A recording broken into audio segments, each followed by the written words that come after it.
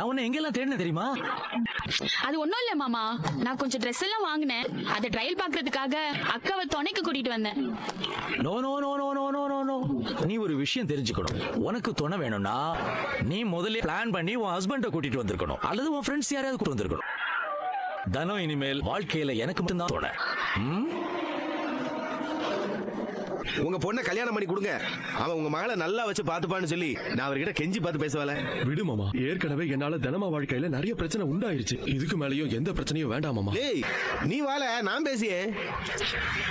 நீ வேற சும்மா இரு மாமா. நீ வா மாமா, நீ வாங்கல வா. டேய் என் கூட வா. ஏய் எங்க போறீங்க? ஏக்கா நீ கொஞ்சம் வழி விடு. எங்க போறீங்கன்னு கேட்டேன். இன்னும் ஒரு அடி எடுத்து வச்சீங்க, அப்புறம் நான் என்ன செய்வேன்னு எனக்கே தெரியாது. ஏக்கா நான் சொல்றது இங்க கொஞ்சம் பாரு, அவங்க பில் கட்டி முடிச்சிட்டு துணி எல்லாம் வாங்கி கிளம்ப போறாங்க. நாமளும் வாங்கி முடிச்சாச்சு. அடுத்து நாமளும் நம்ம வீட்டுக்கு கிளம்பி போகணும். அதுக்குள்ள ஏதாவது தேவையில்லாம பிரச்சனை பண்ணிட்டு இருக்காதீங்க. அவ்வளவுதான் சொல்லுவேன். வா ஏக்கா கொஞ்சம் பொறுமையா வாங்க. வா வாடா. சரி வரமா. ஓகே தான் பா, 50,000 ரூபாய் இருந்தாலும் பரவாயில்ல. அதை நல்ல பண்ணி கொண்டு வாங்க, நான் போற வழியில வாங்கிக்கிறேன். ஓகேமா வாங்கிக்கலாம். பாய் பாய், அது ஒரிஜினல் தானே? ஆமாமா ஒரிஜினல் தான். மென்ஸ் வாட்ச் தானமா? ஆமாமா மென்ஸ் வாட்ச் தான்.